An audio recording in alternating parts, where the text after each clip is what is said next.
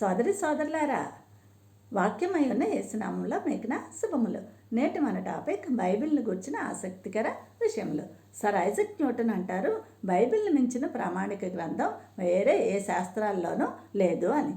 గ్రీకులో బిబ్లియా అనగా పుస్తకములు, బైబిల్ అనగా గ్రంథముల సంపుటి.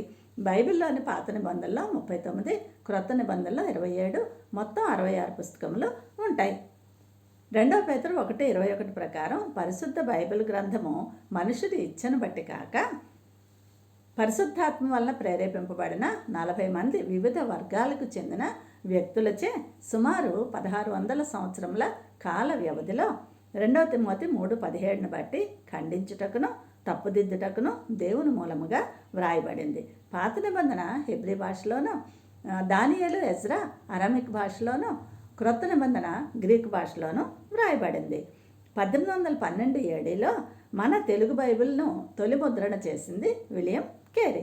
బైబిల్లో పంచకాండాలను ధర్మశాస్త్రము, తోరా, పెంటాట్యూక్ అని, యెహోషువ నుండి ఎస్తేర్ వరకు చరిత్ర అని, యోబు నుండి పరమగీతం వరకు కావ్యాలని, యెషయా నుండి మలాకి వరకు ప్రవక్తల గ్రంథాలని, మత్తయి నుండి యోహాను వరకు సువార్తలని, అపొస్తలుల కార్యాలను క్రొత్త నిబంధన చరిత్ర అని, రోమా నుండి యూదా వరకు పత్రికలని, ప్రకటన గ్రంథాన్ని ప్రవచన గ్రంథం అని అంటారు.